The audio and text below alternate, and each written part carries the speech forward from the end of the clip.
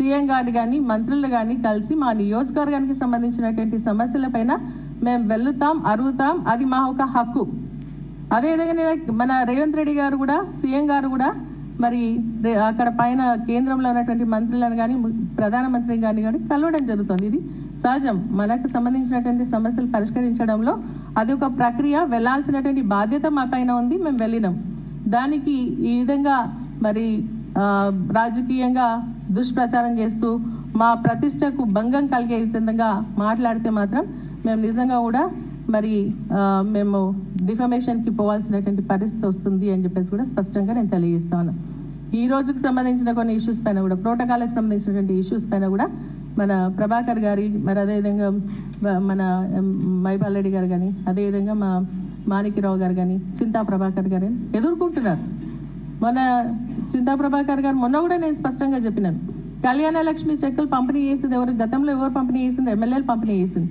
అదేవిధంగా ఈరోజు వారు పంపిణీ చేసేందుకు వెళ్తే అక్కడ ఉన్నటువంటి కాంగ్రెస్ పార్టీ ఇన్ఛార్జీలు వచ్చి ఆయన ఇలాగ ఆయనకు ఆరోగ్యం బాగాలేదు, అయినప్పటికీ కూడా ఆయన పక్కకి జరిపి వాళ్ళు ఇచ్చినటువంటి పరిస్థితి ఉంది.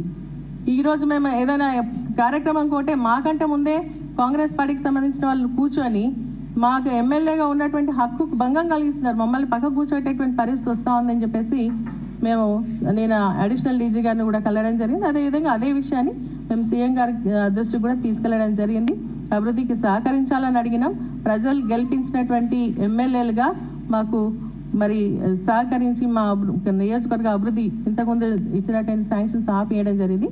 అవన్నీ కూడా ఇవ్వాలని చెప్పేసి చెప్పడం జరిగింది. సో మేము అడుగుతున్నాం, ఈ ఒక సమస్యలు ఏవైతే ఈరోజు వారు అంటే హామీలు ఇచ్చిండ్రో ఆ హామీలన్నీ కూడా నెరవేర్చాలని చెప్పేసి చెప్తూ, మరి అదేవిధంగా మనకు కరెంటు బిల్లులు కూడా ఈరోజు మా గ్రామాలకు వెళ్తున్నప్పుడు కరెంట్ బిల్లులు కట్టమని ఫోర్స్ చేస్తున్నారని ప్రజలు అడుగుతున్నారు. మేము అడిగినప్పుడు ఖచ్చితంగా ప్రభుత్వం దృష్టికి తీసుకెళ్ళాలి. ఆ విధంగా మేము అడుగుతున్నాను.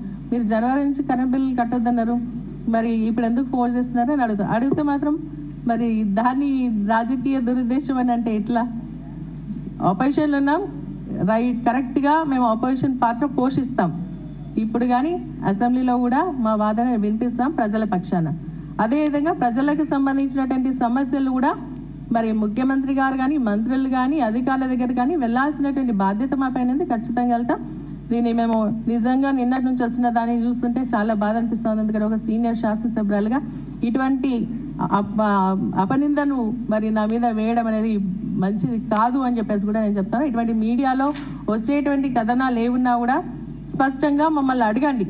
మా ఒక ఉద్దేశం తీసుకొని వేయాలే తప్ప మా పైన మరి దుష్ప్రచారం చేసే విధంగా ఉండొద్దు అని చెప్పేసి కూడా నేను స్పష్టంగా తెలియజేస్తా ఉన్నాను.